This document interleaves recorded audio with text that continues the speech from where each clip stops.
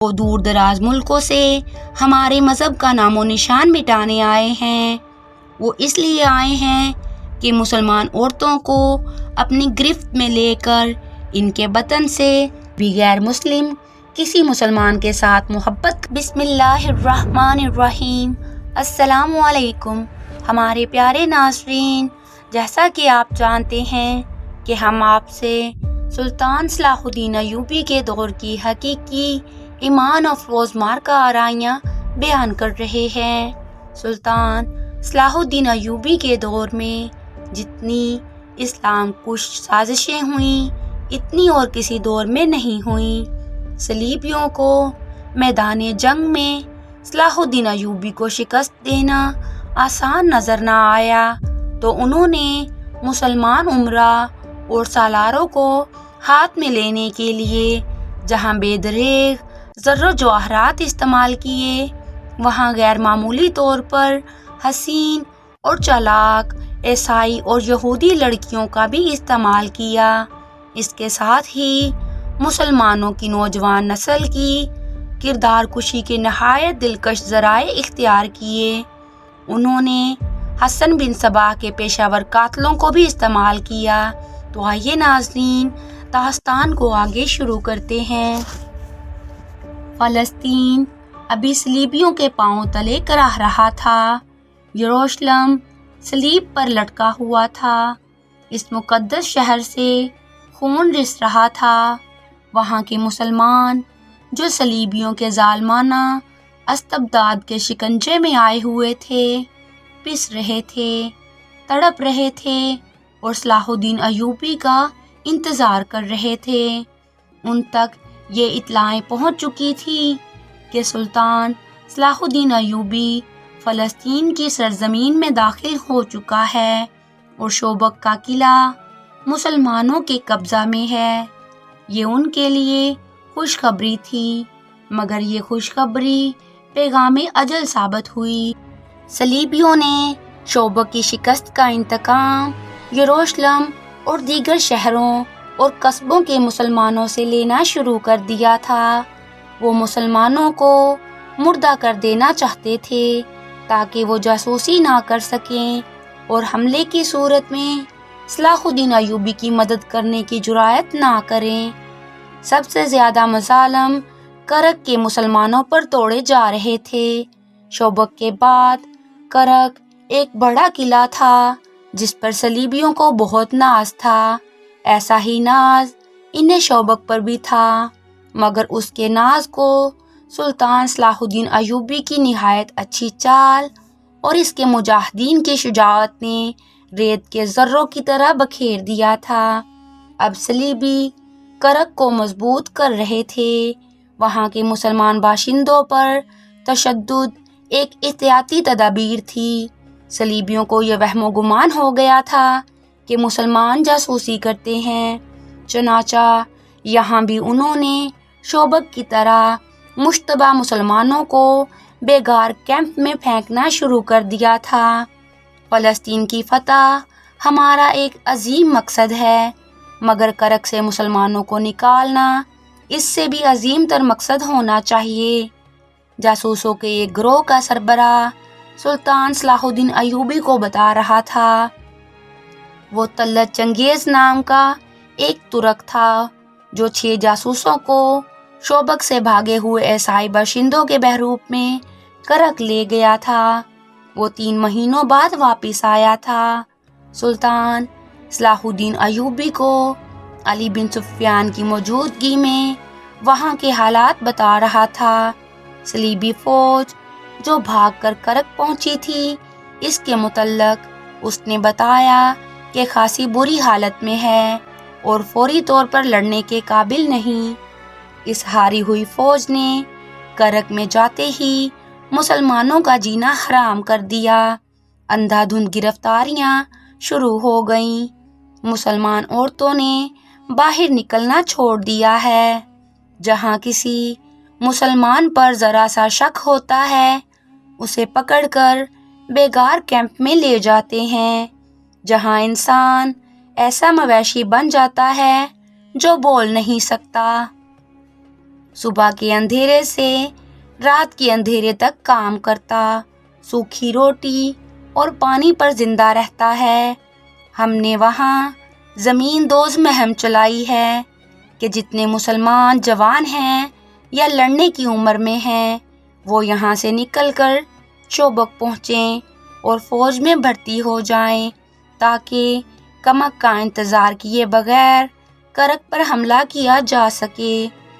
چنگیز ترک نے کہا، ہماری موجودگی میں کچھ لوگ وہاں سے نکل آئے تھے، لیکن یہ کام ایک تو اس لیے مشکل ہے کہ ہر طرف صلیبی فوج پھیلی ہوئی ہے، اور دوسری مشکل یہ ہے کہ اپنے کنبوں خصوصاً عورتوں کو وہ عیسائیوں کے رحم و کرم پر چھوڑ کر نہیں آ سکتے۔ فوری ضرورت یہ ہے کہ کرک پر حملہ کیا جائے اور مسلمانوں کو نجات دلائی جائے۔ اس سے پہلے ایک اور جاسوس یہ اطلاع دے چکا تھا کہ صلیبیوں کی اسکیم اب یہ ہے کہ سلطان صلاح الدین ایوبی کرک کا محاصرہ کرے گا تو صلیبیوں کی ایک فوج جو ایک صلیبی حکمران ریمانڈ کے زیر کمان ہے عقب سے حملہ کرے گی۔ سلطان صلاح الدین ایوبی نے پہلے ہی اپنی فوجی سربراہوں سے کہہ دیا تھا کہ صلیبی عقب سے حملہ کریں گے۔ اس کا تقاضا یہ ہے کہ ہمیں فوراً کرک پر حملہ کر دینا چاہیے۔ میں اچھی طرح اندازہ کر سکتا ہوں کہ وہاں کے مسلمان کس جہنم میں پڑے ہوئے ہیں، لیکن حقائق کا تقاضا یہ ہے کہ اپنی صفوں کو اکٹھا کیے بغیر ایک قدم نہ اٹھاؤ، ضرب اس وقت لگاؤ جب تمہیں یقین ہو کہ کاری ہوگی۔ ہم ان عورتوں اور بچوں کو نہیں بھول سکتے جو دشمن کے ہاتھوں ذلیل و خوار اور قتل ہو رہے ہیں۔ یہ ہمارے گمنام شہید ہیں، یہ قوم کی عظیم قربانی ہے۔ میں انہی کی آبرو اور انہی کے وقار کے لیے فلسطین لینا چاہتا ہوں۔ اگر میرا مقصد یہ نہ ہو تو جنگ کا مقصد ڈاکہ اور لوٹ مار رہ جاتا ہے۔ وہ قوم جو اپنی ان بچیوں اور بچوں کو بھول جائے جو دشمن کے استبداد میں ذلیل و خوار اور قتل ہوئے، وہ قوم ڈاکوؤں اور رہزنوں کا گروہ بن جاتی ہے۔ اس قوم کے افراد دشمن سے انتقام لینے کی بجائے ایک دوسرے کو لوٹتے، ایک دوسرے کو دھوکے اور فریب دیتے ہیں۔ ان کے حاکم قوم کو لوٹتے اور عیش و عشرت کرتے ہیں، اور جب دشمن انہیں کمزور پا کر ان کے سر پر آ جاتا ہے تو کھوکھلے نعرے لگا کر قوم کو بے وقوف بناتے ہیں اور دشمن کے ساتھ درپردہ سودا بازی کرتے ہیں۔ وہ اپنے ملک کا کچھ حصہ اور اس حصے کی آبادی نہایت رازدانہ طریقے سے دشمن کے حوالے کر کے باقی ملک اپنی حکمرانی میں قائم رکھتے ہیں۔ پھر وہ اور زیادہ عیش اور لوٹ کھسوٹ کرتے ہیں، کیونکہ وہ جانتے ہیں کہ دشمن انہیں بخشے گا نہیں۔ یہ عیش چند روزہ ہے، لہٰذا قوم کی رگوں سے خون کا آخری قطرہ بھی جلدی جلدی نچوڑ لو۔ سلطان صلاح الدین ایوبی نے ایسی متعدد قوموں کے نام لیے اور کہا وہ توسیع پسند تھے، ان کے سامنے اس کے سوا کوئی مقصد نہ تھا کہ ساری دنیا پر بادشاہی کریں اور دنیا بھر کی دولت سمیٹ کر اپنے قدموں میں ڈھیر لگا لیں۔ انہوں نے دوسری قوموں کی عصمت دری کی اور ان کی اپنی بیٹیاں اور بہنیں دوسروں کے ہاتھوں بے آبرو ہوئیں۔ ان قوموں کے حکمران پرائی زمین پر ہلاک ہوئے اور ان کا نام و نشان کس نے مٹایا؟ ان قوموں نے جو غیرت مند تھیں اور جنہیں احساس تھا کہ ان کی زمین کو اور ان کی عصمت کو دشمن نے ناپاک کیا ہے اور اس کا انتقام لینا ہے۔ ہم بھی حملہ آور ہیں، صلیبی بھی حملہ آور ہیں، لیکن ہم میں فرق ہے۔ وہ دور دراز ملکوں سے ہمارے مذہب کا نام و نشان مٹانے آئے ہیں۔ وہ اس لیے آئے ہیں کہ مسلمان عورتوں کو اپنی گرفت میں لے کر ان کے وطن سے सलीबी पैदा करें। हम उनकी आबरू के दफा के लिए हमला आवर हुए हैं। अगर हम कुफर के तूफान को ना रोकें तो हम बेगैरत हैं और हम मुसलमान नहीं। और अगर इस्लाम का दिफा इस अंदाज से करें कि दुश्मन के इंतज़ार में घर बैठे रहें और जब वो हमला आवर हो तो अपने घर में उसके खिलाफ लड़ें और फिर फ़ख्र से कहें कि हमने दुश्मन का हमला पसपा कर दिया है, तो ये सबूत है हमारी बुज़दिली का। दफ़ा का तरीका ये होता है कि दुश्मन तुम्हें मारने के लिए नयाम से तलवार निकालने लगे तो तुम्हारी तलवार उसकी गर्दन काट चुकी हो। वो कल के हमले के लिए आने वाला हो तो आज उस पर हमला कर दो। मेरे पास इसका एक ही इलाज है कि मोहतरम नूरुद्दीन ज़िंगी से कमक मांगी जाए। अली बिन सुफियान ने कहा, और करक पर हमला कर दिया जाए। ये भी नुकसानदेह होगा। सुल्तान सलाहुद्दीन अय्यूबी ने कहा, ज़िंगी के पास इतनी फ़ौज मौजूद रहनी चाहिए कि सलीबी हमारे अक़ल पर हमला करें तो ज़िंगी उनके अक़ल पर हमला करे। मैं मदद मांगने का कायल नहीं, इसकी बजाय मैं ये भी कर सकता हूँ कि करक में छापा मार दस्ते भेजकर सलीबियों का जीना हराम किए रखूँ। मुझे उम्मीद है कि हमारे जासूस छापा मार सलीबियों की जड़ें चूहों की तरह काटते रहेंगे, मगर इसकी सज़ा वहाँ के बेगुनाह मुसलमान बाशिंदों को मिलेगी। छापा मार तो अपना काम करके इधर उधर हो जाएंगे। वो हर किस्म की सख्ती और मुसीबत झेल सकते हैं, मगर हमारे निहत्ते बहन भाई कुछ ले जाएंगे।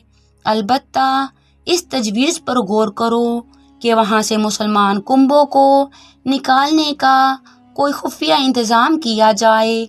हमले में कुछ वक्त लगेगा। हमें खासी भर्ती मिल गई है। करक के जवान भी आ गए हैं और आ रहे हैं। मैं महसूस करने लगा हूँ कि हमें यहाँ के बाशिंदों के मुतल्लक अपनी पॉलिसी तब्दील करनी पड़ेगी। सलीबियों के महकमा जासूसी और सुराग रसानी के सरबराह हरमन ने कहा, किला करक में चंद एक सलीबी बादशाह, उनके फौजी कमांडर और इंतज़ामिया के हुक्काम जमा थे। वो जूं अपनी हारी हुई फौज को देख रहे थे। इनकी अक्ल पर गुस्सा और इंतकाम गालिब आता जा रहा था। वो शिकस्त को बहुत जल्दी फतह में बदलना चाहते थे। उनमें इनकी इंटेलिजेंस का सरबराह हरमन वाहिद आदमी था जो ठंडे दिल से सोचता और अकल की बात करता था। वो देख रहा था कि इसके सलीबी भाई करक के मुसलमान बाशिंदों के साथ कैसा वहशियाना सलूक कर रहे हैं। इसने कहा, आपने यही सलूक शोबक के मुसलमानों के साथ रवा रखा था। इसका नतीजा ये था कि उन्होंने वहाँ मुसलमानों के कैंप से उस मुसलमान फौजी को भगा दिया जिसे हमने खतरनाक जासूस समझकर कैद में डाल दिया था। मुझे यकीन है कि उसे वहाँ के मुसलमानों ने पनाह दी थी। वो किले की अंदरूनी हालात और दिफा को देख गया था। इसके अलावा सलाहुद्दीन अय्यूबी ने हमारे किले की दीवार जो तोड़ दी थी, इसमें अंदर के मुसलमानों का भी हाथ था। वो आपके सलूक से इस कदर तंग आए हुए थे कि उन्होंने जान की बाजी लगाकर मुसलमान फौज की मदद की, और जब फौज का हर अव्वल दस्ता अंदर आया तो मुसलमानों ने इसकी रहनुमाई की। इसीलिए हम करक के मुसलमानों का दम खम तोड़ रहे हैं कि उनमें जज्बा और हिम्मत ही ना रहे। एक सलीबी सालार ने कहा, इसकी बजाय अगर आप इन्हें अपना दोस्त बना लें तो वो आपकी मदद करेंगे। हरमन ने कहा, अगर आप मुझे इजाज़त दें तो मैं प्यार और मोहब्बत से इन्हें उनका मज़हब तब्दील किए बगैर सलीब का गर्विदा बना लूँगा। मैं इन्हें मुसलमानों के खिलाफ लड़ा दूँगा। तुम भूल रहे हो हरमन, एक मशहूर सलीबी बादशाह रिमांड ने कहा, तुम चंद एक मुसलमानों को लालच देकर इन्हें गद्दार बना सकते हो, مگر ہر ایک مسلمان کو اسلامی فوج کے خلاف نہیں کر سکتے، پوری قوم غدار نہیں ہو سکتی۔ ہرمن، تم ان لوگوں پر اتنا بھروسہ نہ کرو، ہم انہیں دوست نہیں بنانا چاہتے، ہم ان کی نسل ختم کرنا چاہتے ہیں۔ کوئی بھی غیر مسلم کسی مسلمان کے ساتھ محبت کرتا ہے تو اس کا مطلب یہ ہے کہ وہ اسلام سے محبت کرتا ہے، جبکہ ہمارا مقصد اسلام کا خاتمہ ہے۔ کرک میں، یروشلم میں، عکا اور ادیسہ میں اور جہاں بھی صلیب کی حکمرانی ہے، مسلمانوں کو اس قدر پریشان کرو کہ وہ مر جائیں یا وہ صلیب کے آگے گھٹنے ٹیک دیں۔ مسلمانوں کے ساتھ جو کچھ ہو رہا ہے وہ صلاح الدین ایوبی کو باقاعدہ معلوم ہوتا جا رہا ہے۔ ہرمن نے کہا، آپ اسے اکسا رہے ہیں کہ وہ کرک پر جلدی حملہ کرے۔ آپ یہ بھول رہے ہیں کہ ہماری فوج فوری حملے کے آگے ٹھہرنے کے قابل نہیں۔ اس کا حل یہ نہیں کہ ہم مسلمان باشندوں کو سر پر بٹھا لیں۔ فلپ آگسٹس نے کہا، آپ لوگ مسلمان جنگی قیدیوں کو ابھی تک پال رہے ہیں، انہیں قتل کیوں نہیں کر دیتے؟ اس لیے کہ ایوبی ہمارے قیدیوں کو قتل کر دے گا۔ گے آف لوزینان نے جواب دیا، ہمارے پاس مسلمانوں کے کل 361 جنگی قیدی ہیں، مسلمانوں کے پاس ہمارے 1275 قیدی ہیں، کیا ہم ایک مسلمان کو مارنے کے لیے 4 صلیبی نہیں مروا سکتے؟ اگسٹس نے کہا، ہمارے وہ قیدی جو صلاح الدین ایوبی کے پاس ہیں بزدل تھے، وہ لڑنے کی بجائے قید ہوئے، وہ زندہ رہنا چاہتے تھے، وہ مسلمانوں کے ہاتھوں مر جائیں تو اچھا ہے۔ تم اطمینان سے مسلمان قیدیوں کو ختم کر دو۔ کیا مسلمان باشندوں کے ساتھ درندوں جیسا سلوک کر کے اور مسلمان جنگی قیدیوں کو قتل کر کے تم صلاح الدین ایوبی کو شکست دے دو گے؟ سالار کے عہدے کے ایک صلیبی نے کہا، اس وقت فوج کے سامنے مسئلہ یہ ہے کہ صلاح الدین ایوبی اگر پیش قدمی کر آیا تو اسے کس طرح روکیں گے اور اس سے شوبک کا قلعہ واپس کس طرح لیا جا سکتا ہے؟ کرک کے تمام مسلمانوں کو قتل کر دو، پھر کیا ہوگا؟ صلاح الدین ایوبی کی طرح تم اپنی نظر میں وسعت کیوں پیدا نہیں کرتے؟ کیا ہرمن بتا سکتا ہے کہ مصر میں اس کی زمین دوز کارروائیاں کیا ہیں اور کامیابی کتنی ہے؟ توقع سے زیادہ، ہرمن نے جواب دیا۔ علی بن سفیان صلاح الدین ایوبی کے ساتھ شوبک میں ہے، میں نے قاہرہ سے اس کی غیر حاضری سے بہت فائدہ اٹھایا ہے۔ قاہرہ کے نائب ناظم مصلح الدین کو فاطمیوں نے اپنے ساتھ ملا لیا ہے۔ مسئلہ صلاح الدین ایوبی کا ماتمند خاص ہے، لیکن اب ہمارے ہاتھ میں ہے۔ فاطمیوں نے در پردہ اپنا ایک خلیفہ مقرر کر دیا ہے، وہ قاہرہ کے اندر سے بغاوت اور سوڈانیوں کے حملے کا انتظار کر رہے ہیں۔ ہمارے فوجی افسر سوڈان کی فوج تیار کر رہے ہیں۔ قاہرہ میں صلاح الدین ایوبی جو فوج چھوڑ آیا ہے، اس کے 2 نائب سالار ہمارے ہاتھ میں کھیل رہے ہیں، ادھر سے سوڈانی حملہ کریں گے، قاہرہ میں بغاوت ہوگی اور فاطمی اپنی خلافت کا اعلان کر دیں گے۔ تم لوگ یہ بھول رہے ہو کہ صلاح الدین ایوبی اس قدر تیز آدمی ہے کہ کرک پر حملہ ملتوی کر کے قاہرہ پہنچ جائے گا۔ ریمانڈ نے کہا، اسے یہیں رہنے پر مجبور کرنے کے لیے ضروری ہے کہ اسے یہیں الجھا لیا جائے۔ اس کا ایک طریقہ یہ ہے کہ اس کا راستہ روک لیا جائے اور اس کا ایک بھی سپاہی قاہرہ تک نہ پہنچ سکے۔ مجھے 100% امید ہے کہ قاہرہ میں جو اس کی فوج ہے وہ اس کے کام نہیں آ سکے گی۔ ہرمن نے کہا، میرے آدمیوں نے فوج میں اس قسم کے شکوک پیدا کر دیے ہیں کہ انہیں قاہرہ میں پیچھے چھوڑ کر مال غنیمت سے محروم کر دیا گیا ہے، اور یہ بھی کہ شوبک کی سینکڑوں عیسائی لڑکیاں صلاح الدین ایوبی کے ہاتھ آئی ہیں جو اس نے وہاں فوج کے حوالے کر دی ہیں۔ میری کامیابی یہ ہے کہ میں نے مسلمان فوجی حکام کے ہی منہ میں یہ افواہیں ڈال کر ان کی فوج میں پھیلائی ہیں۔ میں نے ایسے حالات پیدا کر دیے ہیں کہ قاہرہ کی تمام فوج سوڈانیوں کا ساتھ دے گی اور صلاح الدین ایوبی کو بغاوت کو روکنے کے لیے یہاں سے تمام فوج لے جانی پڑے گی، مگر یہ فوج اس وقت وہاں پہنچے گی جب قاہرہ ایک بار پھر فاطمی خلافت کی گدی بن چکا ہوگا اور وہاں سوڈان کی فوج قابض ہوگی۔ ضروری نہیں کہ ہم یہاں صلاح الدین ایوبی پر حملہ کریں اور اسے روکیں، ہم اسے بھٹکنے کے لیے کھلا چھوڑ دیں گے، ہم اسے مسلمانوں کے ہاتھوں مروائیں گے۔ ہرمن نے زور دے کر کہا، آپ ابھی تک مسلمانوں کی نفسیات نہیں سمجھ سکے، یہی وجہ ہے کہ آپ میری بعض کارگر باتیں نظر انداز کر دیتے ہیں۔ مسلمان اگر فوجی ہو اور اس کے دماغ میں ٹریننگ کے دوران یہ بٹھا دیا جائے کہ وہ ملک اور قوم کا محافظ ہے تو وہ ملک اور قوم کی خاطر جان قربان کر دیتا ہے۔ دنیا کی بادشاہی اس کے قدموں میں رکھ دو، وہ سپاہی رہنا پسند کرے گا، قوم سے غداری نہیں کرے گا۔ اگر اسی فوج میں جنسی لذت، شراب نوشی اور عہدوں کی خواہش پیدا کر دو تو وہ اپنا مذہب بھی داؤ پر لگا دیتا ہے۔ ہم نے جن مسلمان فوجی حکام کو اپنے ساتھ ملایا ہے ان میں یہی خامیاں پیدا کی تھی اور کر رہے ہیں، مگر فوجی کو غدار بنانا اتنا آسان نہیں جتنا انتظامیہ کے حکام کو اپنے ہاتھ میں لینا آسان ہے۔ ہرمن نے کہا، انتظامیہ کے ہر حاکم میں امرا اور وزراء کی صف میں آنے کی شدید خواہش ہوتی ہے، ان لوگوں پر بادشاہ بننے کا خبث سوار ہے۔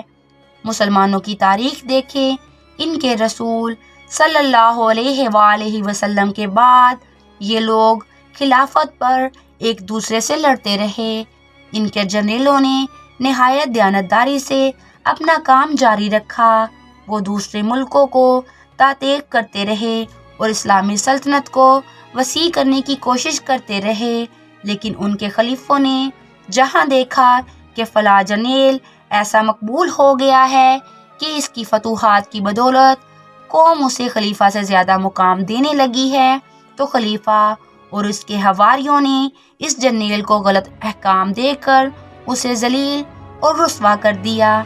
خود خلیفہ کی گدی مخالفین سے محفوظ نہ رہی، مخالفین کی نگاہ اسلامی سلطنت کی وسعت سے ہٹ کر خلافت کے حصول پر مرکوز ہو گئی، جنرل ہارتے چلے گئے۔ اسی کا نتیجہ یہ ہے کہ آج ہم عرب میں بیٹھے ہیں۔ صلاح الدین ایوبی انہی جنرلوں میں سے ہے جو سلطنت کو انہی سرحدوں تک لے جانا چاہتا ہے جہاں تک یہ پہلے جنرلوں نے پہنچائی تھی۔ اس شخص میں خوبی یہ ہے کہ وہ انتظامیہ اور خلافت کی پرواہ نہیں کرتا۔ اس نے مصر کی خلافت کو اپنے ارادوں کے سامنے رکاوٹ بنتے دیکھا تو خلیفہ کو ہی معزول کر دیا۔ یہ دلیرانہ قدم اس نے فوجی طاقت اور اپنی فہم و فراست کے بل بوتے پر اٹھایا ہے۔ ہرمن بولتا جا رہا تھا، تمام حکمران اور صلیبی کمانڈر سن رہے تھے۔ وہ کہہ رہا تھا، صلاح الدین ایوبی اپنی قوم کی اس کمزوری کو سمجھ گیا ہے کہ غیر فوجی قیادت گدی کی خواہش، اور یہ خواہش ایسی ہے کہ جو زن اور زرپرستی اور شراب نوشی جیسی عادتیں پیدا کرتی ہے۔ ہم نے صرف ان فوجی افسروں کو ہاتھ میں لیا ہے جو اقتدار کے خواہش مند ہیں، اسی لیے ہم زیادہ تر اثر انتظامیہ کے سربراہوں پر ڈال رہے ہیں۔ فوج کو کمزور کرنے کا طریقہ یہ ہے کہ اسے لوگوں کی نظر میں رسوا کر دیا جائے۔ یہ کام میرا ہے جو میں کر رہا ہوں، آپ شاید میری تائید نہ کریں، لیکن میں آپ کو بتا دینا چاہتا ہوں کہ آپ صلاح الدین ایوبی کو میدان جنگ میں آسانی سے شکست نہیں دے سکتے۔ وہ صرف لڑنے کے لیے نہیں لڑتا، اس کی عزم کی بنیاد ایک ایسے منصوبے پر ہے جسے اس کی ساری فوج سمجھتی ہے۔ اس کی بنیادی خوبی یہ ہے کہ وہ اپنے خلیفہ سے یا غیر فوجی قیادت سے حکم نہیں لیتا، وہ کٹر مسلمان ہے۔ وہ کہتا ہے، میں خدا اور قرآن پاک سے حکم لیتا ہوں۔